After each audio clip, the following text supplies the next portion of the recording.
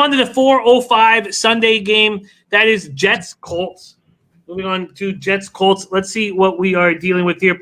Colts opened up at -9.5. Now there's 10.5s and a couple of 11s. Wow. Total opened at 44.5. Now we see a 44 and a 43.5. That's a pretty low total for a double-digit favorite. Colts wide receiver Paris Campbell, knee. Colts safety Malik Hooker, Achilles.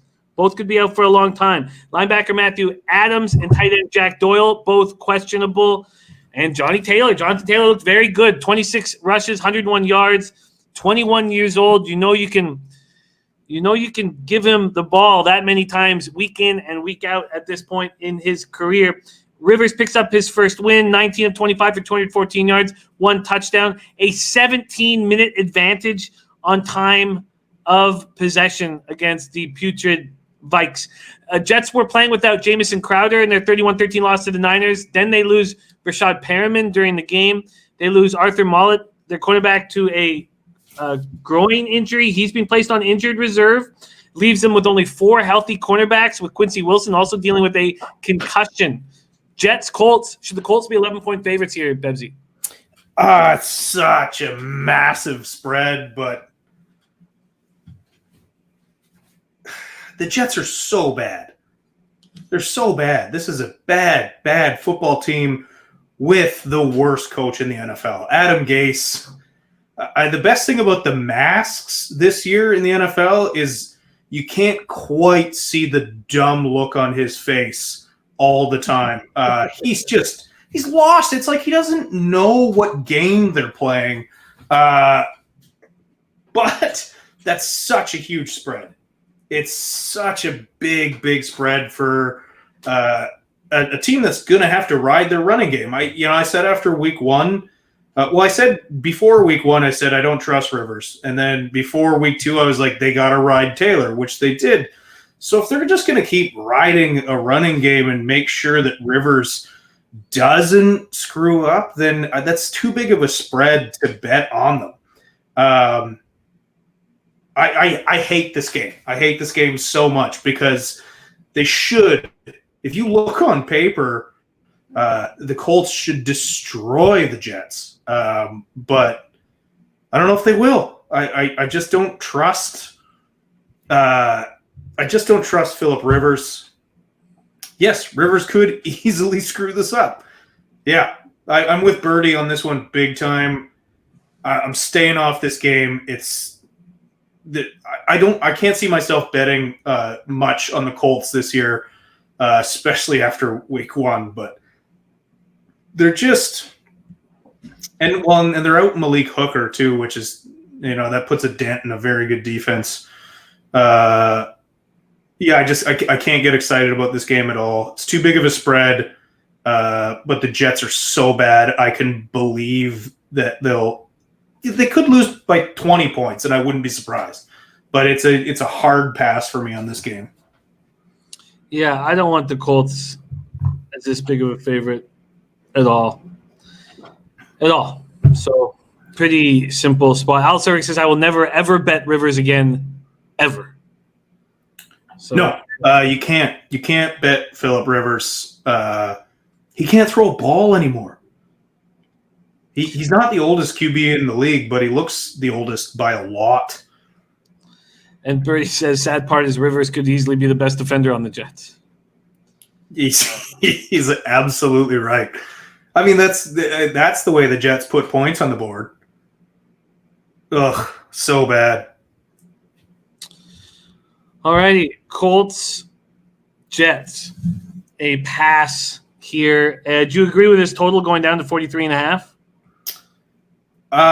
Yes, and I think it probably continues to go down. If anything, that's the play. I don't see the Jets putting up points against this defense. You see what DeForest Buckner did to another grown man this weekend? He literally threw a guard like he was a child.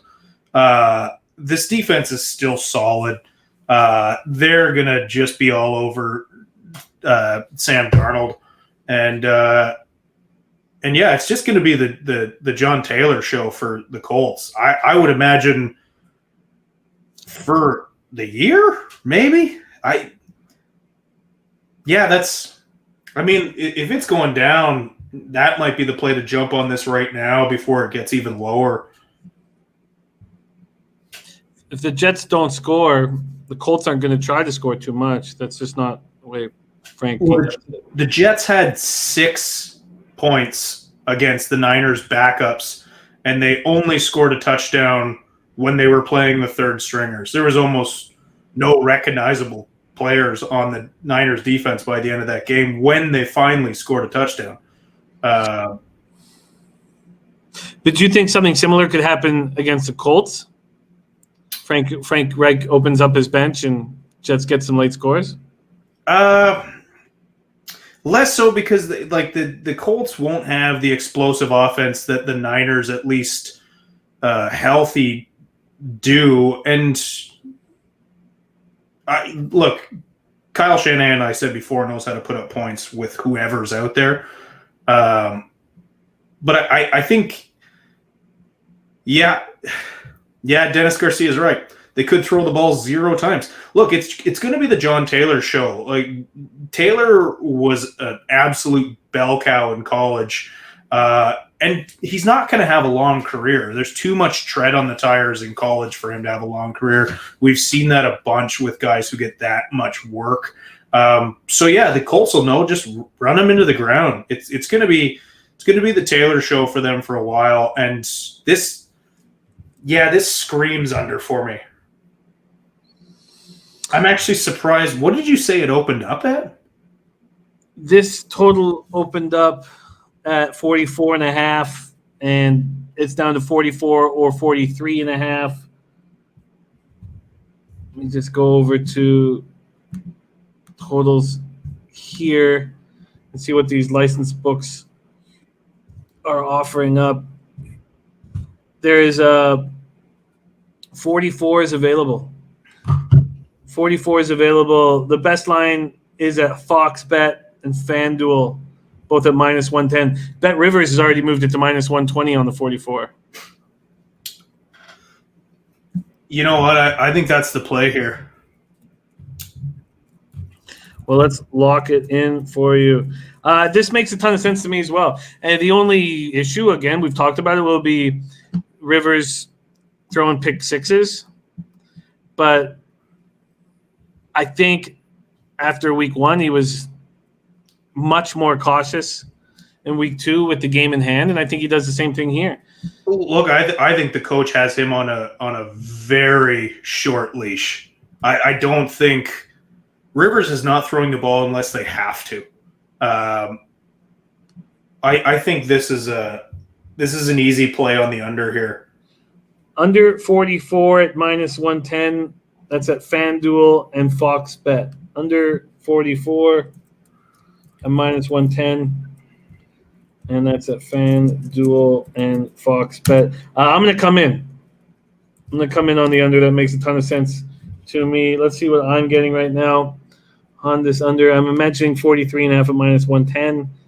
And it is 43.5 at minus 110.